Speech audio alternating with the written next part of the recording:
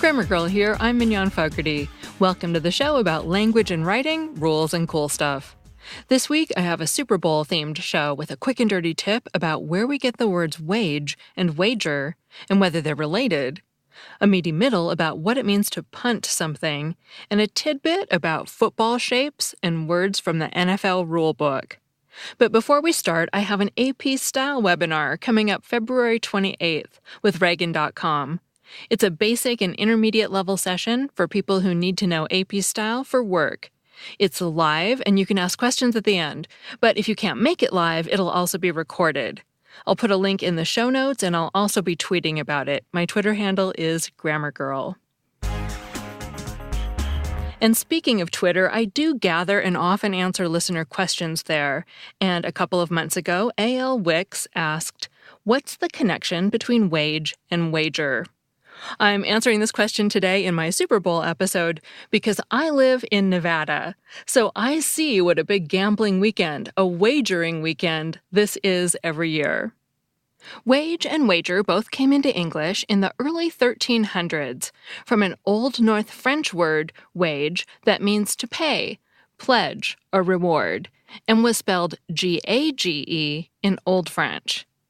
The words are closely related, your wages being money pledged to you for work you did, and a wager being an amount you pledge when gambling. A secondary meaning of the verb wage, to carry out something, like when we talk about waging war, developed in the mid-1500s, probably from the idea of pledging yourself to a battle or campaign. The same root gives us the word mortgage, with that G-A-G spelling at the end from Old French instead of the W-A-G-E spelling. Mortgage literally means dead pledge. The mort meaning dead and coming from the same root that gives us the word mortal. The online etymology dictionary says that a mortgage was called a dead pledge because, quote, the deal dies when the debt is paid or when payment fails, unquote. The G-A-G root also gives us the word engage. When you engage someone in a project, they're pledged to you. And in a more metaphorical sense, when you're deeply engaged in a book or story or conversation, you are, in a sense, pledged to it. And finally, when you become engaged to marry, you're making a pledge. And in fact, if you go much farther back to Proto-Germanic, wage comes from the same root as the verb wed, as in to marry. Because back then, a man would make a pledge, often of money, to take a wife. So if you're wagering on the big game this Sunday, don't go wild and bet your house or your mortgage. And when you look at your spouse and think of your engagement or wedding day, I hope you conclude that getting married was a good bet.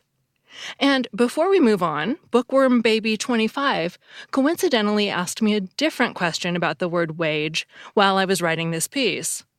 The question was whether the word wages is singular or plural, because it seems plural with that S on the end, but you often hear it used singularly, as in, the wages of sin is death.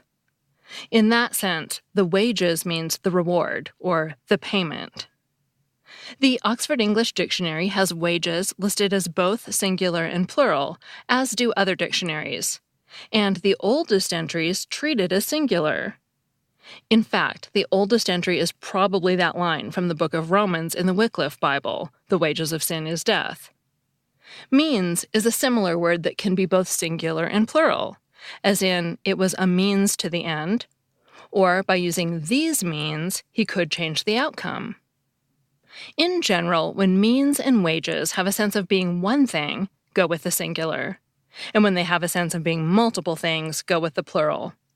And when you're talking about earnings, it's almost always plural, as in, her wages are barely enough to cover her expenses. The singular form that always calls to mind the example, the wages of sin is death, is essentially a relic of English that exists mostly in that set phrase.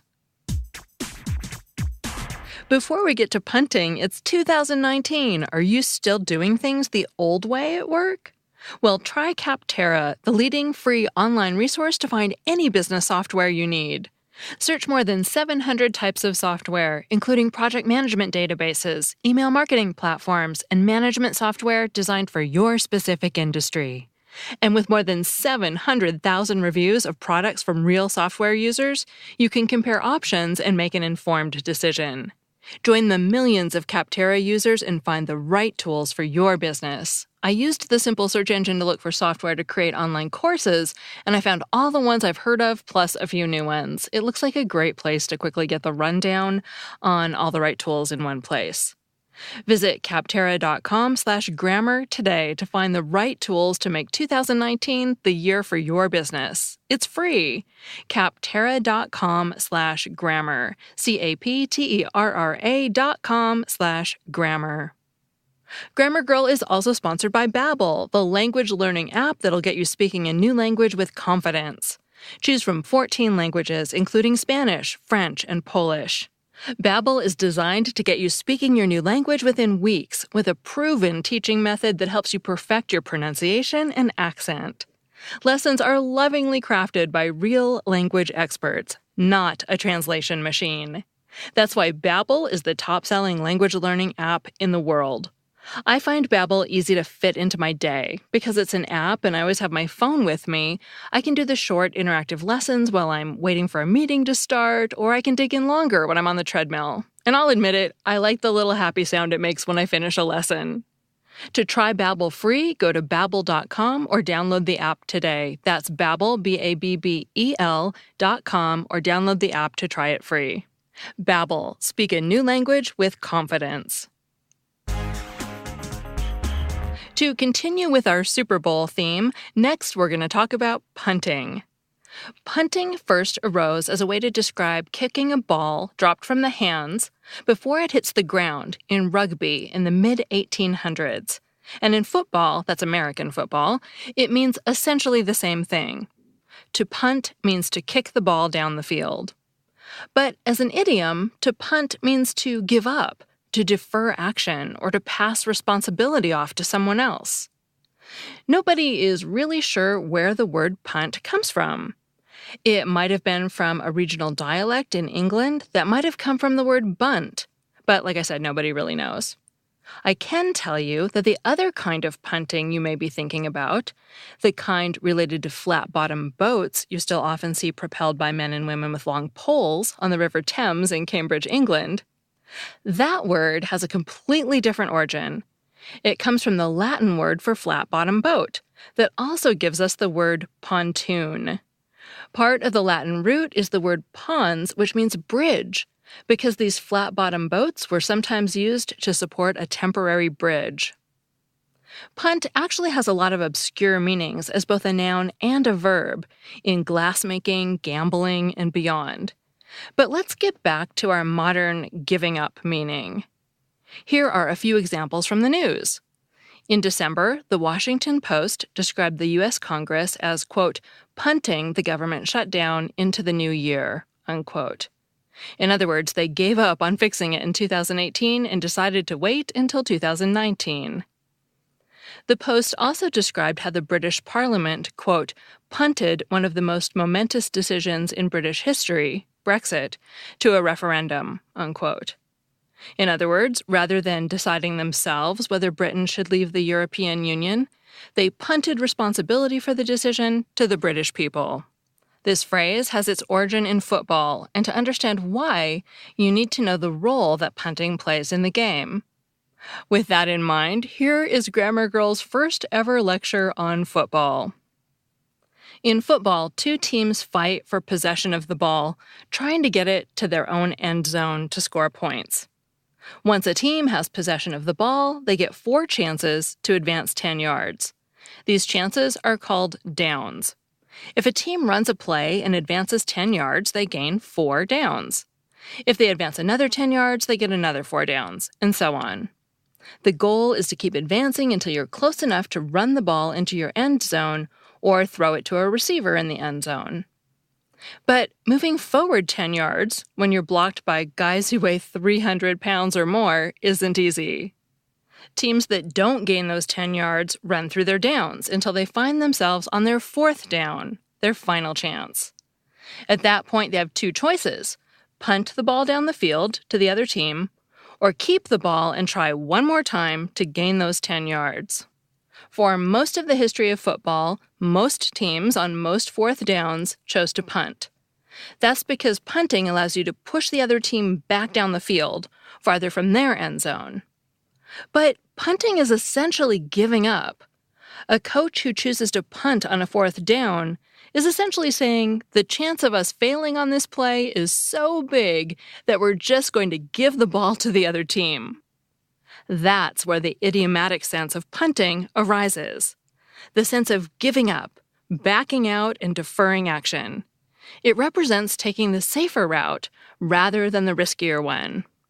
According to etymonline.com, punting to mean giving up first started in the 1970s, when kids used the word punting to describe dropping a class so they wouldn't fail.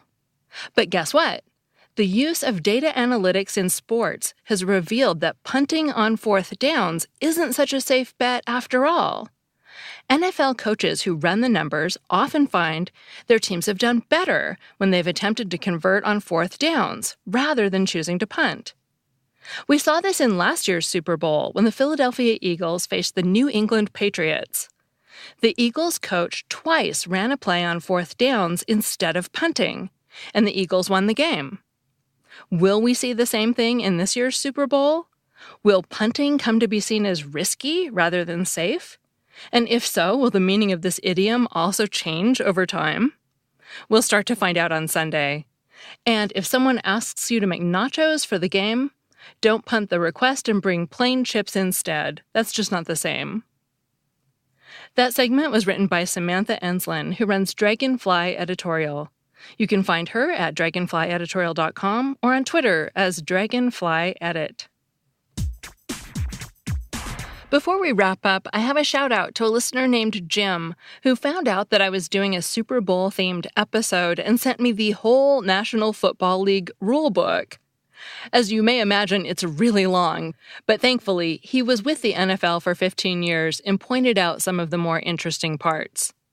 First, as we mentioned about punting, many of the rules come from rugby, and the ball itself was rounder and fatter, more like a rugby ball, until it was changed in 1935 to encourage passing.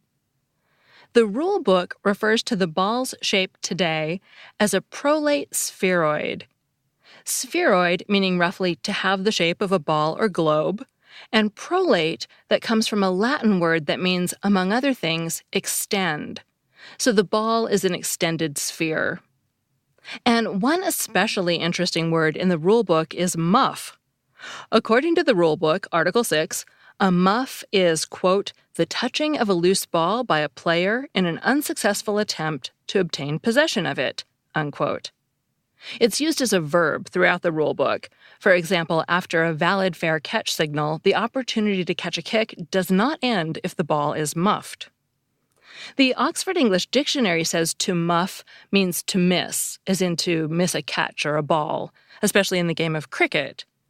And it was a noun first that was used to describe, quote, a foolish, stupid, feeble, or incompetent person, specifically one who is clumsy or awkward in some sort of sport or manual skill.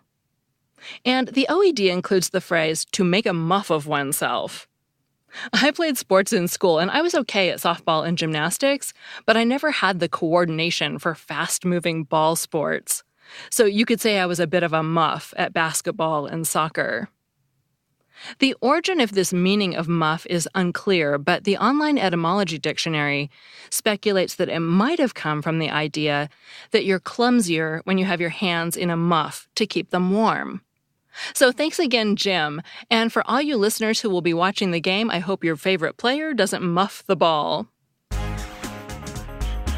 Finally, I have a favor to ask. I want to make this show the best it can be, and you can help me do that by taking a short listener survey. It's a quick way to let me know what you like about the show and what I can do to improve. Find the survey at bit.ly/grammargirlsurvey. That's bit.ly/grammargirlsurvey, and I'll put the link in the show notes. I'm Mignon Fogarty, better known as Grammar Girl. That's all. Thanks for listening.